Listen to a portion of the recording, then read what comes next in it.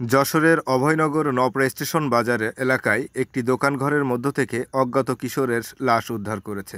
এমনই খবর পেয়ে ফুলতলা প্রতিদিন তথ্য অনুসন্ধানে মোহাম্মদ রজিবুল ইসলাম সুইট।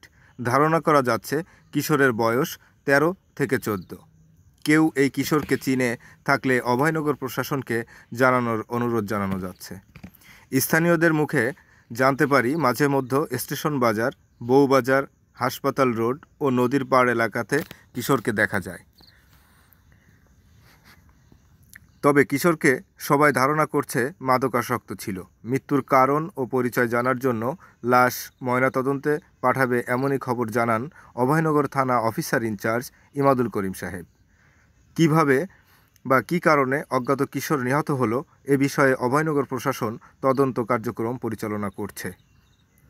ধারণা করা যাচ্ছে মাদকাসক্ত অবস্থায় কিশোরের মৃত্যু হয়। ময়নাতদন্তের পর আমরা আপনাদেরকে জানাতে পারবো কিশোর কিভাবে নিহত হলেন এবং কারা তাকে হত্যা করেছেন। এমন তথ্য নিশ্চিতের জন্য আমরা ফুলতলা প্রতিদিন তথ্য অনুসন্ধানে রয়েছি। তবে কিশোরের লাশের পাশে একটি স্প্রেডের পট দেখা যায় মুখ খোলা অবস্থাতে এবং কিছু টুকরো কাপড়ও দেখা যায়। তার হত্যার কারণ আমরা নিশ্চিত করতে পারিনি, তবে খুব শীঘ্রই প্রশাসন এবং স্থানীয় জনগণের সাহায্যে আমরা আপনাদেরকে জানাতে পারবো কিভাবে এই হত্যাকাণ্ড ঘটিয়েছে বা নিজে নিজে আত্মহত্যা করেছে কিনা এটা আমরা এখনও নিশ্চিত নই।